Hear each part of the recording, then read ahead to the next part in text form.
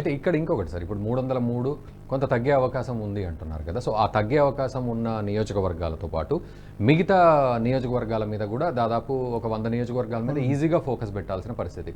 So ఈ అన్ని నియోజకవర్గాల్లో కూడా ఇన్ఛార్జీలను పెట్టే పరిస్థితి ఉంటుందా మరి రాబోయే రోజుల్లో? సేమ్ ఇందాక మీరు అన్న మధ్యప్రదేశ్, ఛత్తీస్గఢ్ విషయం ఫార్ములా ఆల్రెడీ ఇప్పుడు ప్రతి రాష్ట్రాలకి ఆల్రెడీ ఎన్నికలకు సంబంధించి ఇన్ఛార్జీలు పెట్టడం వాళ్ళు. ఓకే, బట్ ఇంటర్నల్ క్షేత్రస్థాయిలో వాళ్ళు వెళ్ళి చూడాలి. ఆల్రెడీ మంత్రులు గత సంవత్సరం పాటుగా మంత్రులు వెళ్తూనే ఉన్నారు ప్రతి కాన్స్టిట్యున్సీలో. ఒక్కో కేంద్ర మంత్రికి 2-3 నియోజకవర్గాలకు చెప్పారు. వాళ్ళు పర్యటన చేస్తున్నారు. అంటే ఆ విధంగా సంఘటనాపరంగా ఆర్గనైజేషన్గా చేసిన ప్రయత్నాలన్నీ చేస్తూనే ఉన్నారు ఇవన్నీ కూడా. ఓకే, సో ఇక్కడ మీరు అన్నట్లుగా ప్రతి నియోజకవర్గంలో అటు ఇండి కూటమి ఒక ఉమ్మడి అభ్యర్థిని నిలబెడదామనే ఉద్దేశం. మరి ఇది చాలా ఒక డేంజర్ని క్రియేట్ చేసే పరిస్థితి అయితే ఉందా, లేకపోతే దాన్ని ఎలా అధిగమిస్తుంది మరి బీజేపీ అంటే ఎవరో ఎత్తుగడల వాళ్ళకు ఉంటాయి. ఎందుకంటే బీజేపీ మన దేశంలో ఏ పార్టీ అధికారంలో వచ్చినా కూడా 50% ఓట్లతో ఇంతవరకు ఏ పార్టీ రాలేదు. కాబట్టి ఆ పూర్వం కాంగ్రెస్ తిరుగులేని రాజకీయ దాదాపు 50 ఏళ్ల పాటు తిరుగులేని పార్టీ ఉన్నప్పుడు కూడా అప్పుడు కూడా ప్రతిపక్షాలు ఓట్లు ఎక్కువ ఉండేవి. 1977లో జనతా పార్టీ పేరుతో 4 ప్రధాన పార్టీలు కలవటంతో ఆ రోజు కాంగ్రెస్ మొదటిసారిగా ఓటమి చెందింది.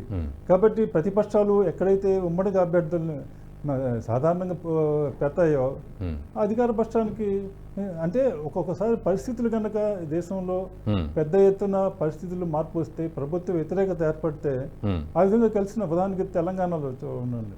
తెలంగాణలో కాంగ్రెస్కి బీఆర్ఎస్కి గత ఎన్నికల్లో తేడా దాదాపు 18% దాకా ఉంది.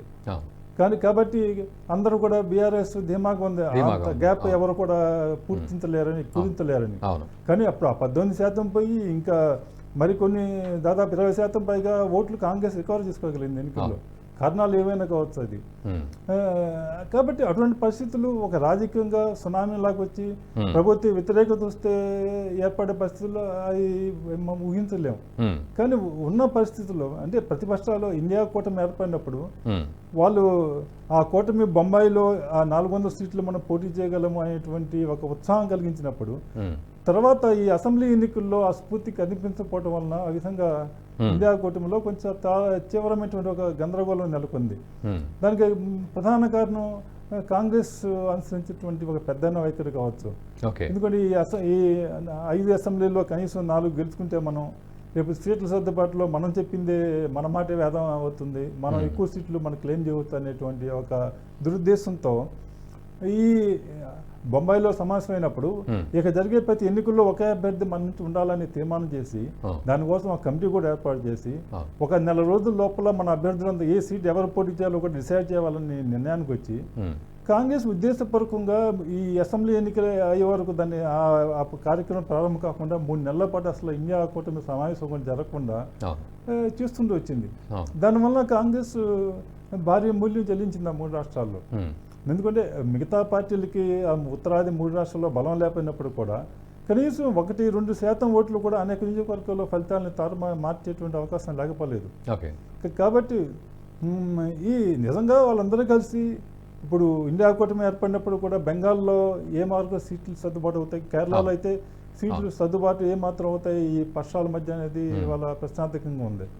ఎందుకంటే బెంగాల్లో కాంగ్రెస్ అడుగుతున్నటువంటి 4 సీట్లు ఏదైతే ఎంపీ సీట్లు ఉన్నాయో ఆ 4 సీట్ల అభ్యర్థులు కూడా వ్యక్తిగతంగా మమతా బెనర్జీని నిత్యం విమర్శిస్తుండేవాళ్ళు. వాళ్ళని ఎంపీలుగా గెలిపించడం ఆమెకి ఇష్టం లేదు. ఈ విధంగా అనేక పర్సనల్ ఈగోయిస్టులుగా ఉన్నాయి. ఈ లోపల ఢిల్లీ లాంటి ప్రదేశాలు ఉన్నాయి. ఈ లోపల ప్రధానమంత్రి అభ్యర్థి అయినటువంటి ఒక వివాదాన్ని కూడా తెరపైకి తీసుకొచ్చారు. అది కూడా దాంట్లో వాళ్ళ పక్షాల మీద ఐక్యత. ముందు అందరూ కూడా మొదటి సమావేశం అయినప్పుడు ప్రధానమంత్రి గురించి, నాయకత్వం గురించి ఇప్పుడు ఎవరు మాట్లాడొద్దు, ఎన్నికలైన తర్వాత చూసుకుందాము. కరెక్ట్. బట్ ఇక్కడ మనం తెలంగాణ ఎగ్జాంపుల్ తీసుకుందాం సార్. సో తెలంగాణలో కాంగ్రెస్ పరిస్థితి ఏ విధంగా ఉండిందో ఇప్పటివరకు మనందరికీ తెలుసు. అండ్ కర్ణాటకలో కూడా కాంగ్రెస్ అధికారంలోకి రావడం, తెలంగాణలో కూడా స్ట్రాటజికల్గా అధికారంలోకి రావడం. సో ఇది ఒక కొత్త ఉత్సాహం ఇవ్వడం వల్ల సో అది కూడా అటు అధిష్టానం పెద్దల్ని కూడా ఆలోచింపజేసే ప్రయత్నం చేస్తే అటు నుంచి కూడా గట్టి పోటీ బీజేపీకి కంపల్సరీ ఉంటుందనే పరిస్థితి అయితే క్రియేట్ అవుతుంది. అవును, అట్లా బీజేపీ పోటీ లేకుండా ఏకపక్షంగా అన్ని సీట్లు గెలుస్తాయి, 4 సీట్లు గెలుస్తాయని చెప్పలేం. కాన్ఫిడెన్స్ అయితే మేమే సంపాదిస్తాం. ఎవరు ఎత్తుగాళ్ళు వాళ్ళకు ఉన్నాయి బీజేపీకి. ఎందుకంటే ఉత్తరప్రదేశ్లో బీజేపీ మొన్న రెండోసారి బ్రహ్మాండమైన మెజార్టీతో గెలిచిన చోట 2019 లోక్సభ ఎన్నికల్లో వచ్చిన ఓట్ల కన్నా తక్కువ ఓట్లు వచ్చినాయి అసెంబ్లీ ఎన్నికల్లో. కాబట్టి అటువంటి మొన్న 2018 అసెంబ్లీ ఎన్నికల్లో బీజేపీ ఘోరంగా ఓడిపోయిన రాష్ట్రాల్లో లోక్సభ 6 నెలలకే ఆ లోక్సభ ఎన్నికల్లో అలా కాంగ్రెస్కి గల్లంత చేసినాయి. కాబట్టి అటువంటి వివిధ రకాల రాజకీయ పరిణామాలు ఎన్నికల్లో అనేది డైనమిక్ క్రియాశీలమైనటువంటి పరిణామాలు జరుగుతుంటాయి. వాటిని ఎవరు కాదనలేరు. వాటి అన్నిటి తట్టుకునే ఎవరికైనా ఎత్తుగడలు వ్యూహగడలు ఉంటాయి. ఇప్పుడు కర్ణాటకలో కాంగ్రెస్ గెలవడానికి కాంగ్రెస్కి కర్ణాటక ఇక్కడికి తెలంగాణలో ఒక బలమైన నాయకుల్ని ప్రజల ముందు చూపించగలిగారు. ఆ ప్రయత్నం చేయడంలో అక్కడ విఫలమయ్యారు. ఎందుకంటే జాతీయ స్థాయిలో ఇవాళ కాంగ్రెస్కి బలమైన నాయకుడు ఇక్కడ. ఇంకోటి ఏంటంటే కాంగ్రెస్ ఒకప్పుడు బీజేపీ నేషనల్ పార్టీగా బలమైన నాయకుడు మోడీని చూపిస్తున్నారు. కాంగ్రెస్ ఇంతకుముందు ఎప్పుడు నెహ్రూ, సోనియా గాంధీని కానీ, రాజీవ్ గాంధీ, ఇందిరాగాంధీని చూపించి మాత్రం ఓట్లు అడిగేవారు. కానీ ఇటీవల కాలంలో కాకుండా రాష్ట్రాల్లో బలమైన నాయకులు చూపించి ఓట్లు అడుగుతున్నారు. దానివల్ల కర్ణాటకలో కానీ తెలంగాణలో కానీ ఫలితాలు వచ్చినాయి. అయితే బీజేపీ దీన్ని వ్యూహాత్మకంగా కోసం ఈ ఎలక్షన్స్ అనేది రాహుల్ గాంధీ మోడీ మధ్య యుద్ధంగా చిత్రించే ప్రయత్నం బీజేపీ చేస్తుంది. కానీ వాళ్ళు మిగతా ప్రతిపక్షాలు కాదు, ఇది మోడీ వ్యతిరేకుల మధ్య యుద్ధంగా చూపించాలని చూపిస్తున్నారు. ఆ ప్రయత్నాలు జరుగుతున్న టైంలో మధ్యలో ప్రధానమంత్రి అభ్యర్థి అయినటువంటి చర్చ బిగించేయటం, ఖర్గేని ప్రధానమంత్రి అభ్యర్థిగా ప్రతిపాదించడంలో ఒక విధంగా వాళ్ళు కొంత గందరగోళ పరిస్థితిని కూడా వెల్లడి చేస్తారు. ఉన్నప్పటికీ స్టిల్ ఈరోజు తెలంగాణ విషయానికి వస్తే ఒకప్పుడు బీఆర్ఎస్ బీజేపీ ఉంటుంది పార్లమెంట్ ఎన్నికల్లో అనే పరిస్థితి నుంచి ఈరోజు మళ్ళీ కాంగ్రెస్ పుంజుకొని అసలు బీఆర్ఎస్ఏ లేదు, పోటీ మొత్తం అటు బీజేపీ కాంగ్రెస్ మధ్యలో ఉంటుంది అనే ఎస్టాబ్లిష్మెంట్కు ఇక్కడ రాగలిగింది. సో ఇటువంటి సినేరియోస్ అన్ని రాష్ట్రాల్లో క్రియేట్ అవుతే రేపటి రోజున కాంగ్రెసే గట్టి పోటీ ఇచ్చి స్ట్రాటజికల్గా ముందుకు వెళ్ళే పరిస్థితి ఉంటుంది. అంటే ఎక్కడైనా సరే దేశంలో ఇవాళ ప్రధానమైన పోటీ జరిగేది కాంగ్రెస్ బీజేపీ ఈ రెండు పార్టీలు ఎక్కడైతే బలంగా ఉన్నాయో, నేరుగా ఎదుర్కొంటున్నాయో అక్కడ మాత్రమే వాళ్ళ మిగతా ప్రధాన పోటీ అందరి దృష్టి కేంద్రీకరించింది. మిగతా పార్టీలు ఇప్పుడు డిఎంకే తమిళనాడులో కానీ, మమతా బెనర్జీ బీజేడీ ఆ రాష్ట్రాల్లో బీజేపీ గట్టి పోటీ ఇస్తున్న ప్రయత్నాలు చేస్తున్నప్పుడు కూడా అక్కడ మొత్తం ఎన్నికలను ఆధిపత్యం వహించిన పరిస్థితులు అంతగా కనిపించట్లేదు. కాబట్టి కాంగ్రెస్ యొక్క బలహీనతలు, బీజేపీ యొక్క బలహీనతలు ఒకరినొకరు ఏ విధంగా అధిగమించి చేసుకుంటారు అనేటువంటి విషయాల కూడా ఎన్నికలు ఆధారపడి ఉన్నాయి. ఎన్నికల సమయానికి ఏ అంశాలు వస్తాయి ప్రజల ముందు అనేక విషయాలు. ప్రతిపక్షాలు ఎప్పుడు కూడా వాళ్ళు అధిక ధరలు, నిరుద్యోగము, ఇలాంటి రైతాంగ సంక్షోభం, గ్రామీణ ఆర్థిక వ్యవస్థ సంక్షోభం, ఇలాంటి విషయాలను తీసుకొచ్చి ప్రజలను ఓట్లు అడగాలని చూస్తున్నారు.